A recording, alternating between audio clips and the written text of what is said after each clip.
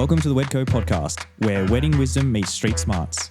We're dishing out all the tips, tricks, and wedding goss to take your wedding to the next level. Time to ditch the formalities and get this party started.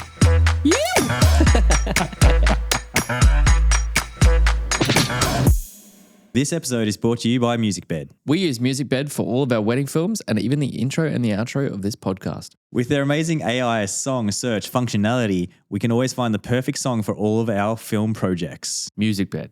Get at it.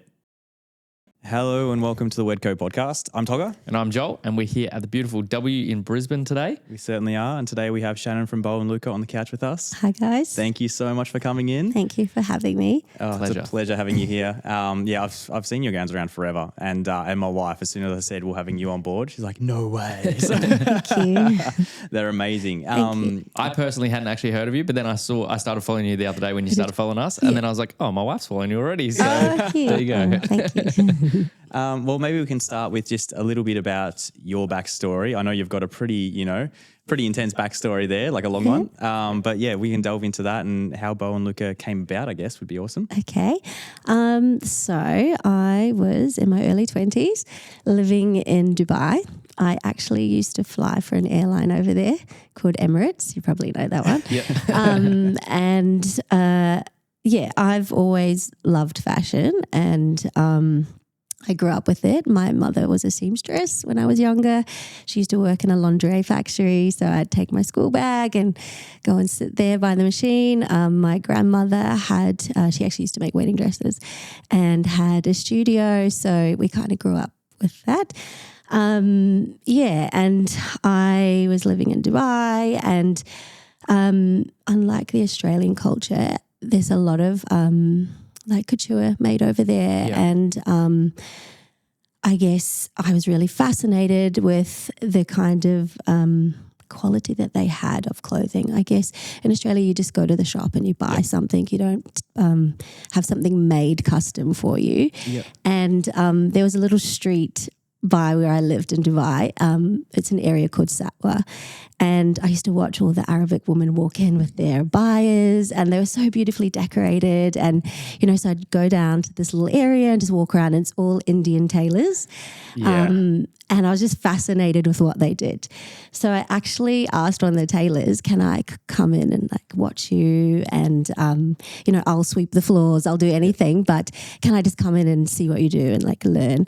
And he's like, no. And he used to push me away every week. But then I'd go back every day off I'd go back. And eventually he's like, okay, come and sit down. Just leave me alone. Yeah, come on he's like, what are you doing here? And then eventually they draft everything by hand, and everything's done by hand. It was so beautiful. And then I'd watch these women come in and they'd measure them. And then he would send it off to India where everything was hand-beaded. And it would come back and I was like, wow, this is amazing, just so beautiful. Because I've always loved embroidery and detail, just the craft. So, and then basically how it happened was I would get on a flight every week, and they always send me to Guangzhou or somewhere in China. And on that flight, there's about 24 crew, and the crew, about 16 of them were getting married. So every week I was like, what is going on here? What are all these crew doing? They're getting on these flights to China. They were bidding for those flights. Right. And then one of the girls said to me, do you want to come to the wedding district? And I was like, oh, okay. Yeah, sure. I'll come for the day. And I check it out. And it was mass streets of just wedding gowns and everything wedding. And I was so fascinated. But it was all and I love China because everything's pretty much made in China, but it was all very much manufactured, just mass produced. It was just mass produced dresses. And the quality, to be honest, wasn't the passion that I had for something. So when I went back, and all my friends were getting married around this time too, because they're 26, 28. And then I was like, oh, there must be something else that's a little bit more beautiful and detailed and intricate and a bit more fashion forward. Because bridal, I guess in 2012 was a little bit dated. Just the industry, it was just so different.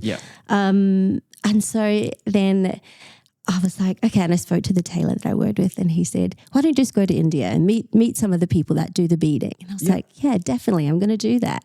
So I got on a plane and I went to India, went to like 20 different little houses that make the beading. It was like amazing. And then I walked into it was a small little atelier, and it was a family owned business.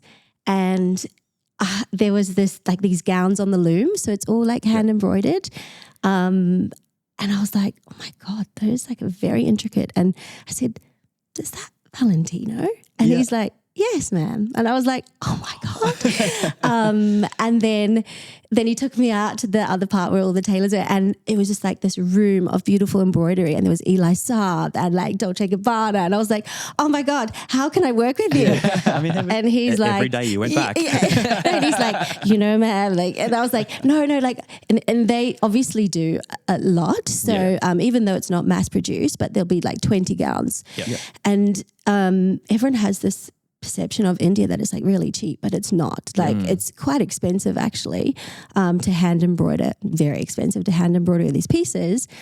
And I was like, I'm going to work with you. And he's like, okay, let's talk about it. I was like, no, I'm definitely going to work with you. I'll be back every day if you don't. I'm going to fly back over every week.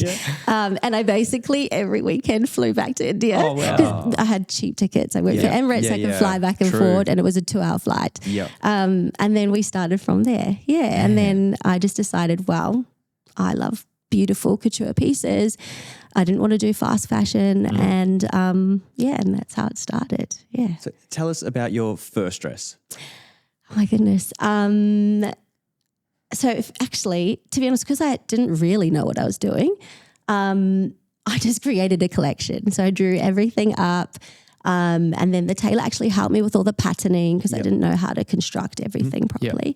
And then I actually created like a 12-piece collection, and I was like 28. So I was like, oh, I can just do anything. Fine, whatever. I'll just make a collection, and then I'm going to launch this brand. And people give me their money. Yeah, I know. And I'd saved like quite a bit of money. So I was like, okay, I've got all this money, and I was still kind of working.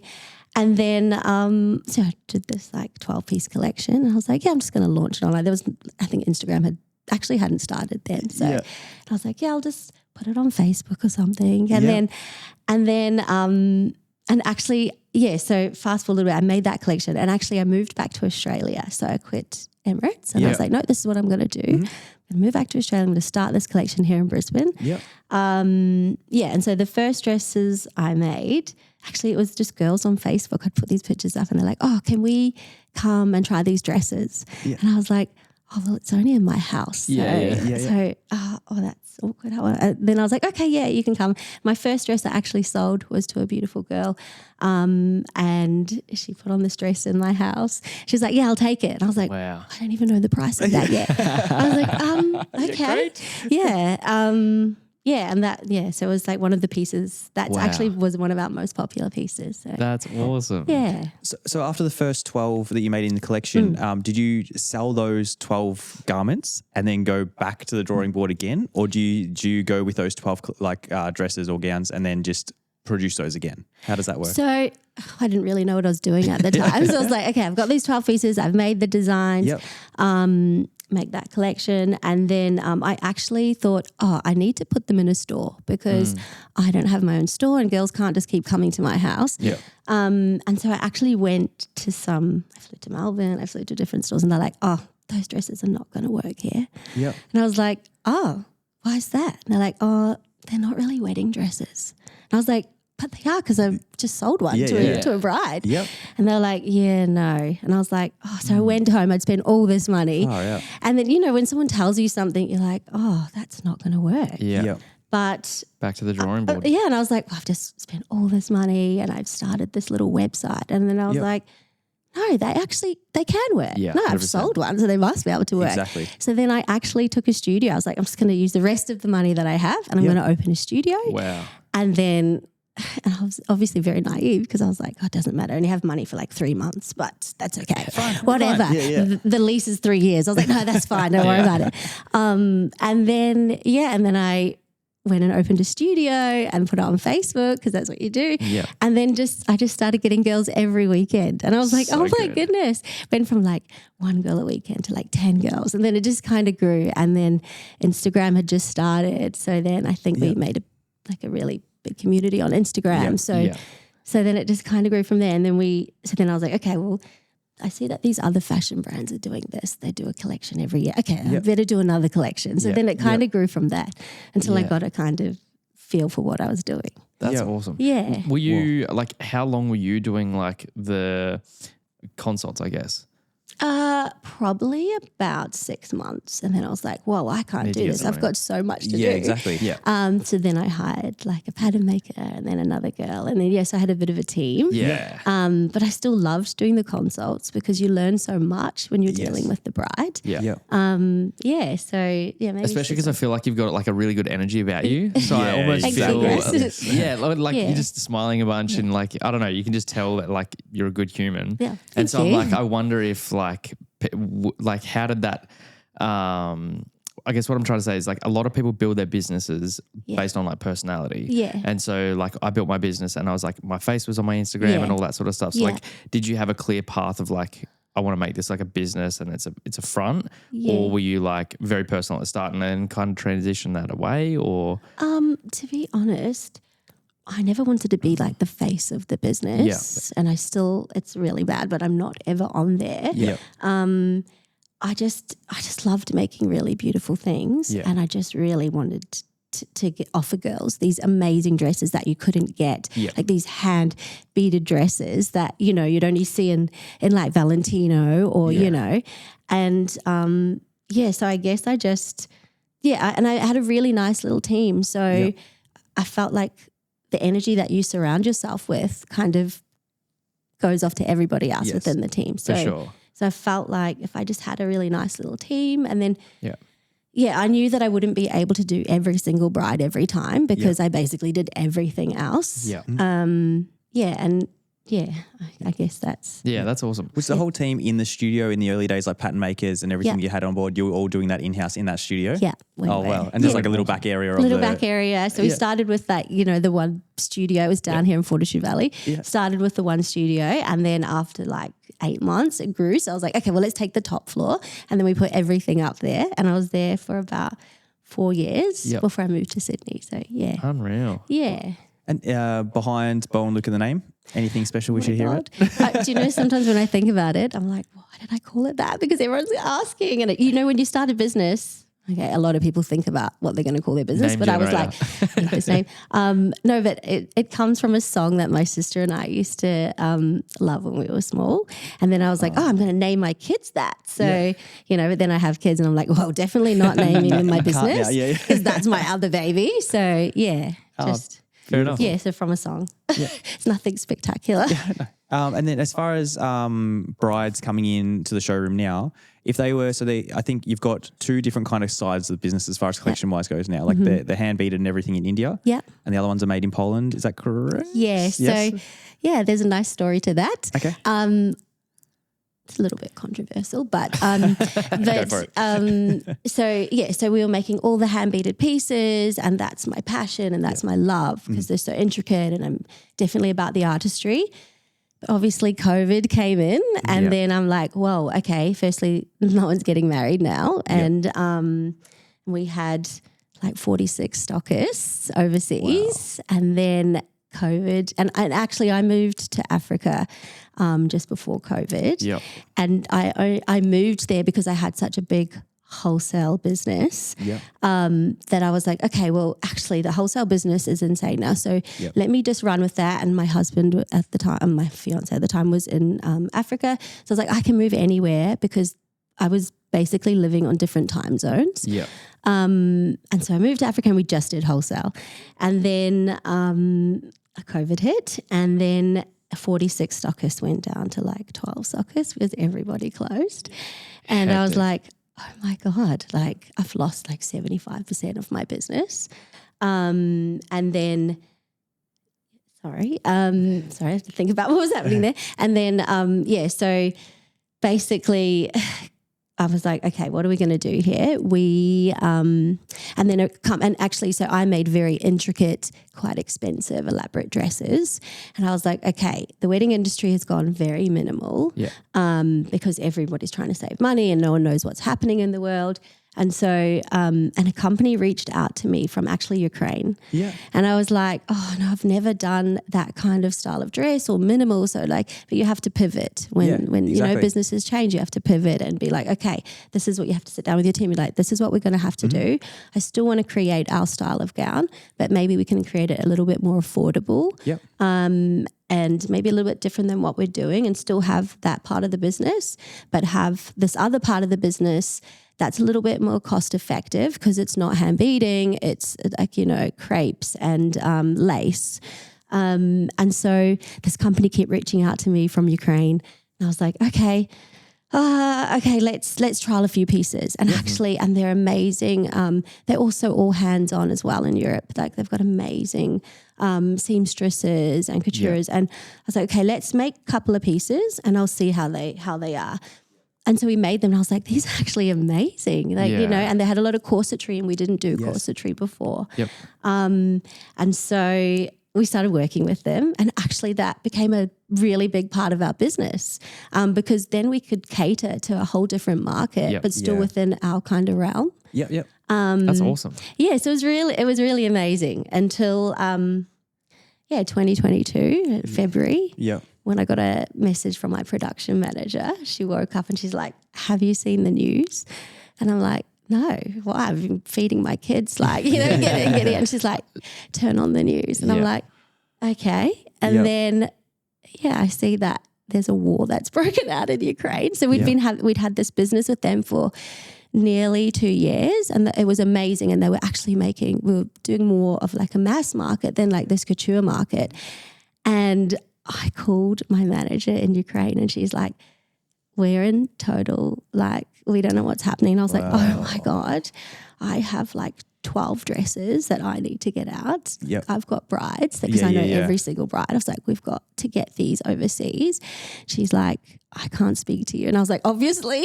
And it went into total lockdown for 2 weeks. They'd sent actually the box of dresses to go to my supplier, like to my stockist overseas. Yeah. And the brides' weddings were getting up in like 1 month, 2 months. And I was like, oh my God. And then I didn't hear from them for 2 weeks. They'd sent the box. I was trying to watch the tracking on DHL, nothing. Yep. And then she calls me after 2 weeks and they'd been hiding, obviously. Yeah. And she's like, the box DHL is gone. Like the DHL in Kiev is gone. I'm like, sorry? She's like, it's gone. I'm like, and that box of dresses, it sounded so insignificant. And she's like, gone. And I'm like, okay. I need to find a backup really fast and I have to reorder all this lace and get this done because I've never not given a bride her dress. Yep. And basically like, I was like, oh my God, what do we do? My team and I sat there. It was like, I just remember sitting there in silence and we're like, this country is at war. Yeah. Yep.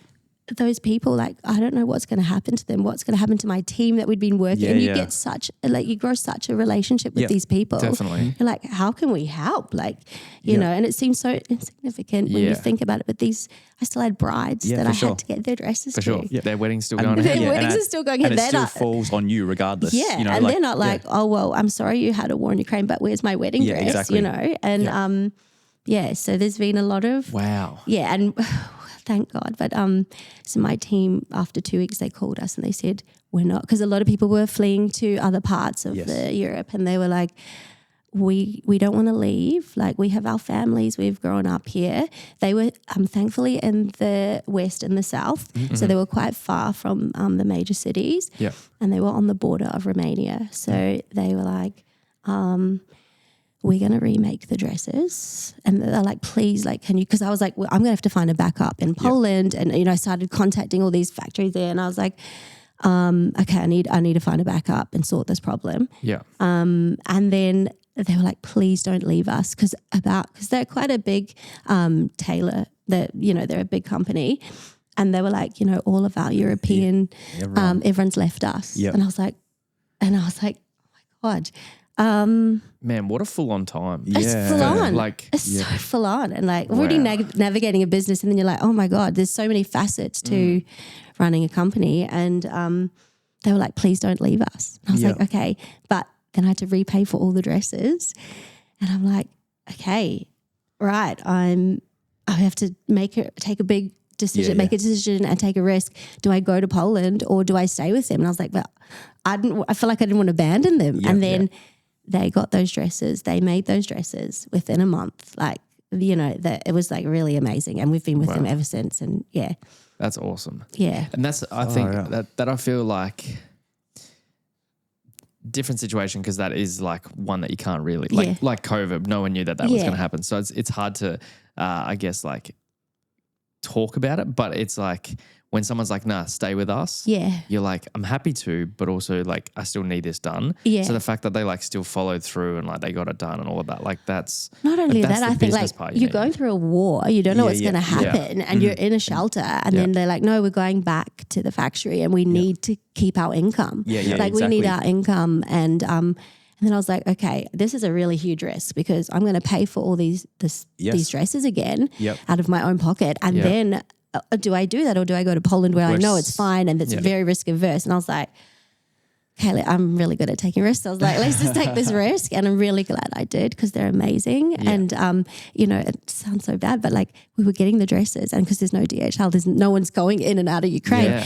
And we had to hire a driver to drive through Romania, you know, pick up the dresses, take them back, send them out from Romania. We got every single dress out. Wow. And, you know, like just, I feel like you can do anything if you just actually like put everything into it and you're like, you can make a plan. Yeah. Yeah. So it goes above and beyond. Yeah, exactly. Bo and Luca, that's your new catchphrase. We'll get the dress to you no matter what. No dress left behind. But if you see DHL. Not my friend. Would love to get that fabric back. Yeah. Can I please have those dresses? Yeah.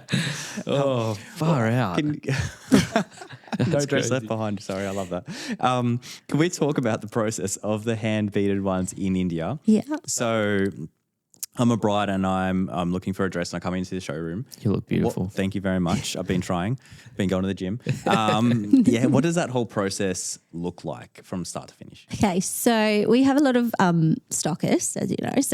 So we don't get to see that part all the time, but we have opened a studio back in Australia because I really missed our brides. Yeah. So with the hand-beaded pieces, so we have collections obviously in store. Then the bride will come in and she'll choose whatever piece that she loves. We take her measurements because that part is all made to measure because it's obviously very intricate and we actually don't make, it's not like a fabric that we cut out. We actually make the fabric. So the dresses are all embroidered. So it's like a cloth or the silk and that's laid out on a tapestry. It's all hand, so every single piece is individual because it's all by hand. Yeah. And it's all embroidered into the silk and then cut for the bride, and then it's fitted. We actually make it all in India, so because they're amazing tailors. And then the bride will come back and have final adjustments. But usually, Bo and Luca is like a very whimsical kind of style, so it's not very structured or very fitted. Yep. And my bride loves that. They're quite effortless, you know. So it's so that's kind of the process. Yeah. And sorry, go. No, you go. Like I read, you know, they are, like you're saying, they aren't very structured. Do you have partners as far as like underwear and bras and bralettes and everything like that you team with for that? We had a few companies actually from Europe ask us to. Yep. A lot of my brides don't wear bras. So you know, they want to feel like free. And some of the dresses are fitted enough so that they don't have to. But if they do, they usually wear like a little lace bra underneath, you know. Sometimes if it's like quite backless and they're more fuller busted, then they would wear they usually bring their own things so they know their body, so they'll bring like a corset with a low back. So we don't have a specific kind of company that we partner with that. Okay. And then what would the time frame be for one of the hand-beaded ones? Depending on their work involved, I usually say like 9 to 12 months for the bride. because it's like a really long process, and we hand dye all the beads. So I actually pick every single bead, and we design every single design on the dresses, and we hand dye those in tea, and we hand dye the silk in tea just to give it this really off-white creamy look. Man, that's so cool. Yeah, like, imagine it's if you're really beautiful. Imagine being. This is so not a comparison, but I remember I hit up a friend who I wanted like an artwork piece for my business, but I love coffee. So anyway, I was like, just like take the reins. And then when she gave it back to me, she was like, I hand dipped this paper in coffee and made. And I was like, bro, this is. I'm never throwing this piece of paper out. You know what I mean? So like, I don't know, like a lot of people. Each to their own. They can do what they want. But like some people will be like, cool, I'll buy a dress and then I'll sell it like after the wedding or something like that. But like just having like a piece that it was like, this was made for me. And then even like the heirloom of that, you know, if your daughter, you know, when they get married or they want to wear it or something. Like, it's so beautiful when you see the pieces, like, because, you know, a website can show something or Instagram can show something. But when you actually touch them and see them in person, it's like a piece of art. Like you feel like I'm never letting this go. And, you know, a lot of our brides keep them as heirloom pieces. So like they'll keep them for their daughter. And, you know, I've seen some of the brides actually, it's so nice because I still follow some of my brides and I see them wearing them on their anniversaries and I'm like, oh, so special. But I think, I feel like it's such a special piece. Like, you know how you have those platforms, I don't know what they are, but you know, that resell wedding dresses, you never see a lot of ours on there. Like and I'm like, I'm so happy because, you know, I know they're keeping those pieces. So it is a really special piece. So I've just got a couple of questions for you. We hit up our audience. Someone's reached out and said, we love your, I love your designs. Their husband couldn't care less. No, he'll love it on the day. He's like, oh, it looks great. No, love your dress. Love your designs, and I want a custom handmade dress from you guys. How much time should I allow for this process? If it's going to be a custom piece, I would say 12 months. Yeah, cool. Yeah, definitely 12 months. You're talking about the process of it. How many are you actually able to do a year? Like, because obviously you're choosing the bead, you're dyeing everything. Like, that's a massive process. Yeah, it is a big process, but we have quite a big team now. So I actually work with 3 different partners in India because of that. And also risk averse now. So I'm like, if someone can't do something, I have to do it somewhere else. So I actually work with 2 amazing women, and that's not usual in India. This is a very male-dominated industry. Okay, interesting. But I worked with one of the partners from a very big atelier that I worked with, and she was the account manager, but studied fashion. Her life was her dream to open her own atelier.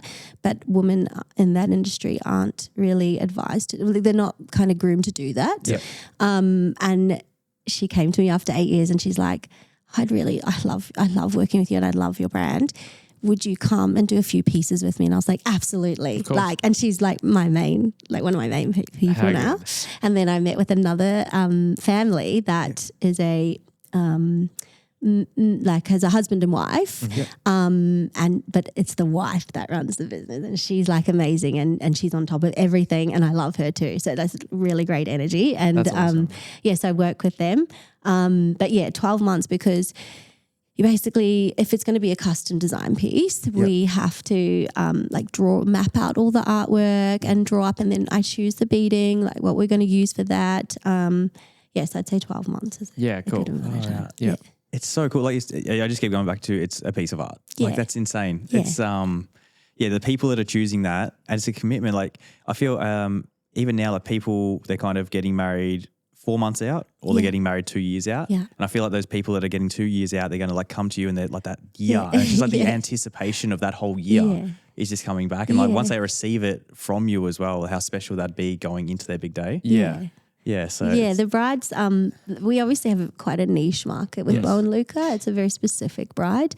But they're like, they want the veil and then they want the earrings and they want everything of that brand because they really believe and they love the quality of that brand. You know, some girls just want to look maybe good on Instagram or something. They don't really care too much about the quality. I know it's like a more expensive piece, but some girls are like, I just want this because I love that quality. And when they see it in person, they're like, oh my God, I love this. So it feels really special to offer that. We have like a bunch of girls like bring like 10 different types of like Lavissa earrings, and Yeah. they're like, which ones look better? Yeah. And you're like, oh, you don't care. Like, Yeah. Whereas, Yeah. this is completely opposite that. Yeah, which is it's cool. completely, and I totally get that other part. Yes. Because, not everyone can afford like such a couture piece, and I totally get it. And that's why we have Temple now, because, it's like still our style, but a little bit more affordable luxury. Yeah. But yeah, you can definitely see the girls that come in and then straight away they're like, I'm so, and a lot of them come in, they're like, oh my goodness, I've been like following you for 3 years on Instagram. Yeah. And then I come in and I'm like so scared because I'm like, is it going to be as nice in person? They're like, it's even better. Yeah. So I'm like, and I really love that because I know. It'd be like you said it before, it's so niche, and I almost feel like it's not like everyone knows about Bo and Luca, it's not like your Gucci or something like that. Exactly. And so I feel like when someone's Yet. like of course, don't let me stop you. But yeah, I feel like a lot of people, the particular bride that's going to shop with you has probably been looking for something like that for a while. Like, I just really want a piece. I remember when I was getting married, I don't know why I thought this, because I probably thought it was way cheaper, but I was like, I want a tailored suit. Yeah. And I was like 21 at the time and I was poor as heck. So there's no way I was getting a tailored suit. But same kind of thing. I feel like the people that are going to shop with you, they're probably looking for someone that does this. And they're like, I just want like a fitted dress, or I want this, and I want it this particular way. And then they probably come across you and then they're just like, oh, I finally found it. Like, I feel like we are kind of like hidden, like a little secret. Yeah. But then, like you say, the girls, they've been looking for ages. I had a bride because we've got our new studio in Brisbane. Had a bride last weekend, and she'd actually not really heard of us, which is unusual because she's so Bo and Luca. And she came from Adelaide, and she had like 2 fittings up here, and then she like knocked on the window, and I had a bride in, and she's like, sorry to annoy you, but my aunt said that you were here, and she lives around the corner, and I've looked on your Instagram, and she's like, I need to get a dress, like this is where I need to be. So Pushes the other bride I was out of like, the way. okay, just come back in an hour. And then she came in, and she was like so Bo and Luca. I was like, have you not heard of us? And then she's like, yeah, this is me. So it's really nice when I get those girls, because I just, as soon as they walk in, I just know. It's almost like a lifestyle. These girls are like really relaxed. The Bo and Luca bride, she is not that person that wants to be center of attention. She is like quietly confident and but loves fashion and loves beautiful things, loves traveling, loves that lifestyle. Yep. But she is just like quite reserved. She doesn't care about Instagram. Some of my brides don't even post on Instagram. Yeah. I've had some celebrities wear the pieces and I'm like dying for them to post. But they've contacted me and said, no one can know about my wedding and no one can see this wedding. I'm going to pay full price for it. Yeah. And you can never show it. I'm like, okay. Mother. I'm like, right. But I love that because that is so the Bo and Luca bride, Yeah. So. Yeah, there you go. Do many brides come in and they're like, I'm coming in for one of the Temple designs, and then they get in there and they're like, oh no, I'm not. Now I'm going for, Yeah, you know what it is? If the bride comes in for Temple, she's slightly different. Yes. So she probably wants a little bit more structure and it's a little bit more trend focused, whereas Bo and Luca's like absolutely whatever I want to do. Yep. But Temple is more trend focused, and so we kind of, it's still our style, but it's like, okay, what's happening out there in the industry right now? Yep. But how can we put our own spin on it? So that girl will come in. She's just a little bit slightly different than the Bo and Luca bride. Yeah. Yeah, she wouldn't, and I've noticed it a lot now doing our own brides again. I can like you see. could almost tell walking in that they're not going to they go straight for Temple, or they go straight for Bo and Luca. I'm like, I can see it. Yeah. And where are you grabbing inspiration, like you said, from looking around? Are you going to like the New York Fashion Weeks and stuff as far as inspiration for Temple? Yeah, so we have a look. So my team and I, we like have a look at what's happening in the industry, the trends that are coming up, and we try not to go too trend based because we still want it to be aspirational and whimsical. But we look at a lot of like ready runway fashion as well. Yes. So not just bridal. Because I don't want to be like everybody else, and everybody else has got their own thing going on. So Yeah, fair. Sorry, go. I was just going to say, like, so you've brought back your studio now. Did you have a few in Australia? Yeah, just one. Yeah. Just one in Brisbane. So we have a was it? stockist in Melbourne as well. Yep. But we only moved back here and we opened in January. So Yeah, cool. Yeah. So there's a bunch of stockists and they can go there, get them fitted, or if they want a fitted piece, they need to come to you? So if they want a customized piece, then they would have to come to us specifically. With Temple, it's a little bit different. They can we've kind of made it so they can customize different things on the dress with the stockist. So they can customize if they want sleeves or they don't, you know. But Bo and Luca is like really like an artisan piece because it's all made for that bride, and you know, so it's a little bit different. So if someone's in Melbourne, they're flying up to Brisbane to get fitted. We do get brides that fly up from other parts. So And I guess if they're flying up to say like a Gavin Bar or something like that, they're gonna go check out a venue. Like if they're already gonna be destination anyway, and like they said, they've come across your Instagram and they're like, this is it. Of course they're gonna go there. Do you feel like most of your like clientele is city based? Like is it Brisbane, Melbourne? No, they're all coming from northern New South Wales. Byron money. I don't know how to say this properly. Mulalimba, is it? Mulalimba, so a lot of rides from there. Byron, and I think it's that style. Yeah, gotcha. But then, from all over, a lot from different parts of Australia, which is really nice. I actually had so many elopement brides. So like this, we've been open since January. So a lot of those brides are like getting married in Italy or like, you know, like eloping. But they still want a beautiful dress, which is great. So I could definitely imagine like the European bride as well. Sure. And especially like, you know, they're going to save a little bit of money on the elopement, but they still want to look stunning. And this is the piece I want. They still want, a bride still wants that, like a beautiful dress to look really great on her wedding day. So just depends on how much they want to spend. But so the Bo and Luca bride usually doesn't have too much of a budget. So like they have a cap, but they... Just $1 million for the dress. I would never sell a $1 million dress. So they kind of have... they have kind of an amount and they're like okay to go over it a little bit or, you know, they just want that beautiful piece. So do you mind talking price ranges for the Temple versus Bo and Luca? So Temple is from around $2,000 to $4,000. And Bo and Luca is starts at $3,000 up until about $9,000. But like, so $3,000, but it's still custom at $3,000? So it's obviously got less beading, but it's still silk and it's still handmade. But it's just, you know, I really want the bride that loves Bo and Luca, if they do have a budget, like I really want them to be able to have a piece that's Bo and Luca if they're Bo and Luca bride, and maybe they can't always afford that $5,000 dress, but you know, still want them to be able to have something that's handmade. And I expected more. I don't know what. It's obviously it should be a more lot of money for a dress. because if you see the work, it should be way more. But I wanted it to be affordable for like everybody to be able to have, you know. So it should be like $12,000 some of the pieces, but I just think that's ludicrous because I would never spend $12,000 on a dress. So, you know, and so I just wanted it to be able to be affordable for most people. It's hard though when you give yourself limits on what you would do. Like I do it all the time as well. And you're like, you just think everyone's in the same money situation as you are. I know. Like, oh no, there's people that they're just like a cup of coffee. You know? I totally get it. And you know, and some of my friends in the industry, in the fashion industry, they're like, no, this should be this much. And I'm like, I'm trying to think. I know it should be that much, but I'm like, I want everyone to be able to have that. Exactly. So it's always a balancing act, isn't it? Like, like you said, you want everyone to have it, but also it's got to be a profitable business as well for you to keep going. Do you get back over to India very often, like to see your suppliers? You do, all the time. So obviously it was a bit difficult in COVID. It was a very interesting time because we'd never worked that way because I was going over every 3 months. But I love it. And I have 2 little kids, so I can't wait to take them back with me. You got a trip. When's the next trip planned? Maybe September. Sick. Awesome. And like, as far as travel, like inspiration for Bo and Luca, is that like pretty travel inspired, or like where's like 2 or 3 spots that you think you're getting inspiration for that from at the moment? Do you know, have you guys been to India?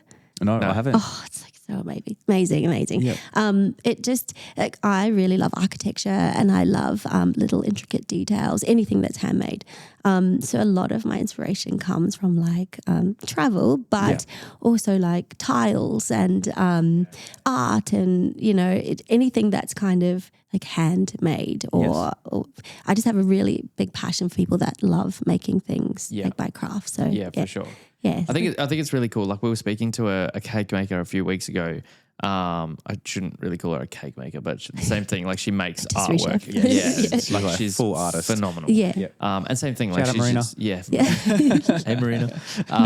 Yeah, she's like when she's kind of not necessarily struggling, but when she's like, oh, I just need to like find that inspiration. She just like goes out and she's like very texture orientated, or she was saying like trauma. So like she might be going through this season of time or something, and then that she brings that to the cake, or same thing, like talks to the couples and like, this is what I'm pulling from that. So like, I can imagine like same, like I went to Italy for Steve's wedding and I was just like, man, the texture on this wall. Like, it's phenomenal. What do you mean it's on brick? Yeah, exactly. Yeah. So- I think you can get creativity from anywhere. Like if I was just down in Sydney this week and I was like, oh my God, I forgot how beautiful these buildings are. And I like love people watching. It's my favorite thing to do. So I just sit there and watch everybody, and you know, you can get inspiration from anywhere. Yeah. So, Like even around the rocks and everything like that. Like you come from, especially the Gold Coast, you're like, oh, something from the 1960s is old. Yeah, exactly.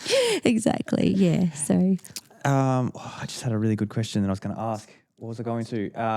As far as, so I feel like, I mean, don't want to push too much on it, but like the industry is kind of in a little bit of a slump at the moment in general. Yeah. Do you want to talk about any struggles? Like you've taken big risks, like as far as, cool, we're going to take out the lease on the studio. Like you've taken big risks. If someone was trying to design their own gowns and like this is a route I want to go down, they've just got this massive passion for it. Any tips or hints for them at all? you know what? When I first started this business, I was like, oh, you know, I didn't go to fashion school. I didn't do all these things. You know, it's not the traditional way. And I used to like beat myself up about that. But I think if you're going to go into the industry, just surround yourself by really good people that can kind of give you guidance. Because it really helps. Like everyone you surround yourself, make sure. And if you really want to do something, you can do anything. I believe that. But surround yourself by people that like lift you up. You know, not, you know, because there's a lot of, even, you know, your parents can say like, oh, what are you doing? Totally. I think my mum still doesn't know what I do. But, you know, they're like, what are you doing? And I'm like, yeah. So, you know, you got to have Charge how much for that? Yeah, exactly. I You're would've paid selling for wedding that. dresses? When did you start? I'm like, 12 years ago. But I think you can, I think you just, it's really like a support-based thing. So, so surround yourself with people that like, you know, inspire you and lift you up. And then just learn everything. Even if you Google, like just make, if you're going to do this industry, like learn every single facet of that industry so that you, you know, you become like a professional at it, you know. I think after 12 years, I'm finally like, oh, I actually have a business and I can do this. So I think that's the biggest thing. Just, know your industry and And what does your team at Bo and Luca look like at the moment? Like say like head office type of deal. Yeah. What does that look like at the moment? So I still do a lot of the work. So I have like a production manager. So actually my team is still in Africa because I just moved back here. That I have a production manager. I have a social media manager because I obviously am older now and don't know how to use social media very well.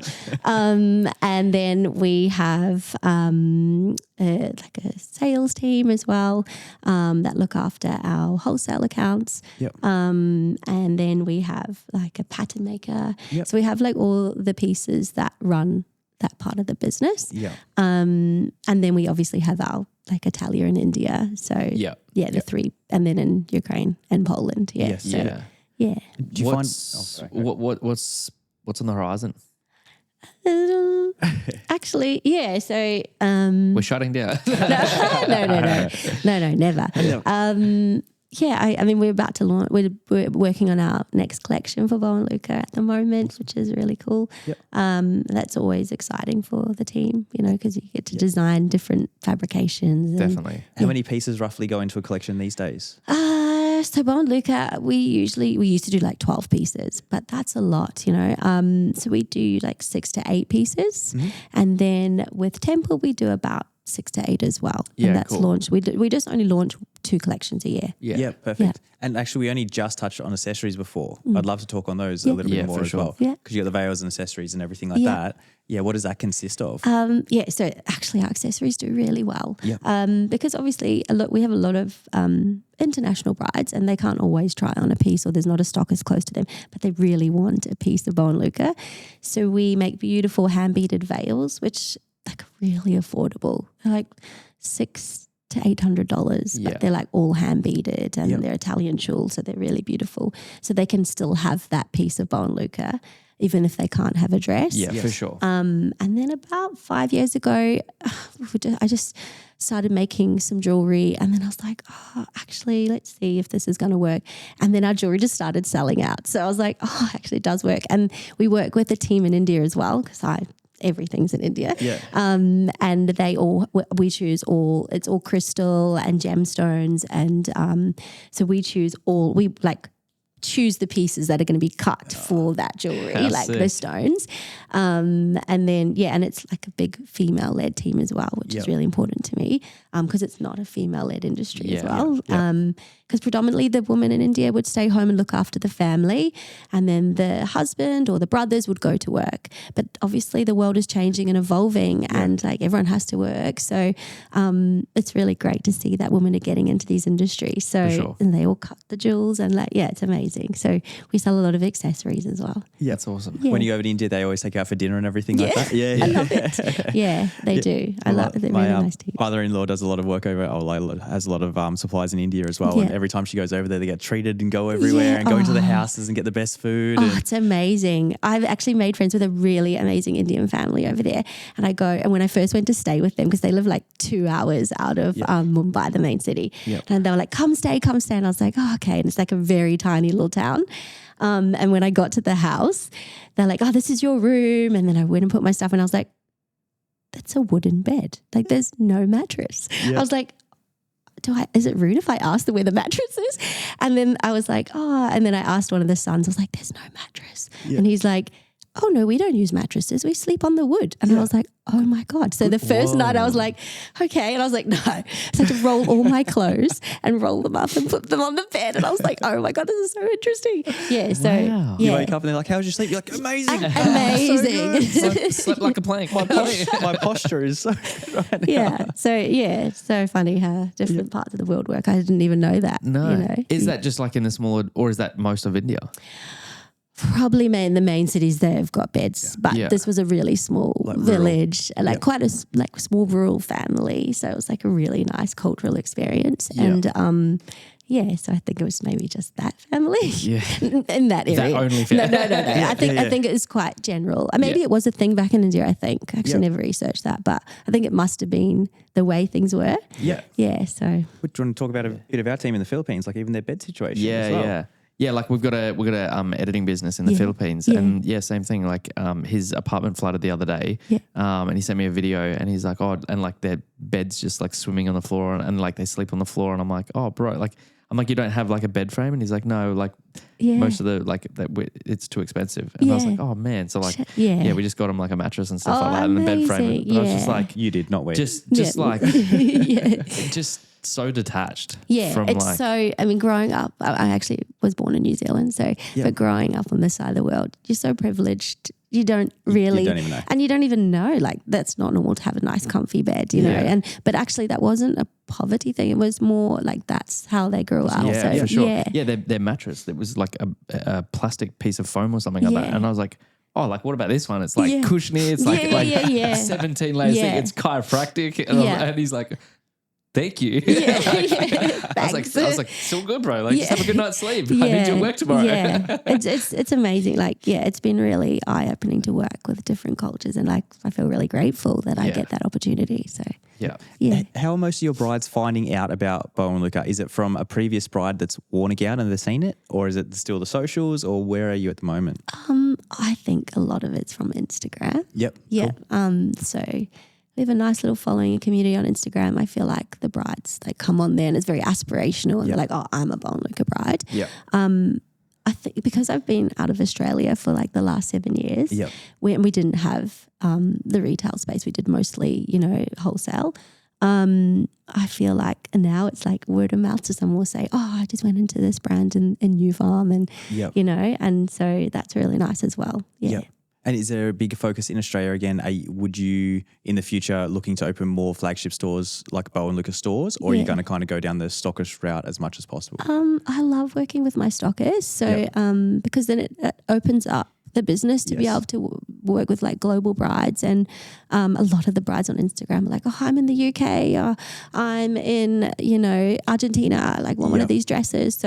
So we are looking to expand a little bit more in different parts, and I think the world's slowly opening up again. For sure.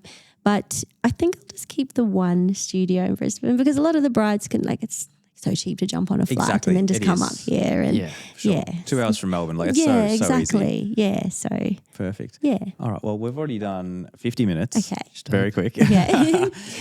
So if brides want to come check you out, what's the best way to find you on your Instagram and all that kind of thing? Yeah, just if you look on Instagram, or then send us an email, go onto the website. Yeah. Bo and Luca across everything?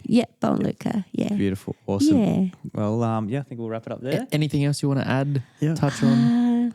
No. Any parting words? No, I feel like I just told my whole life story. So, Loved it. No. Yeah. Thanks, guys. Thank you so much. This was my first podcast, so I feel very knocked it out of the privileged. It was a very Yeah. fancy podcast. Yeah. Thank you, guys. No, pleasure. Thanks so much for coming on. Thanks for tuning in to the Wedco podcast. We're dropping a fresh episode every week featuring industry professionals dishing out the wedding wisdom you need to turn those dreams into reality. Make sure you are following us on social media, you have those notifications turned on so we can help plan your wedding day. Your dream wedding day just got a whole lot easier. Thanks for listening.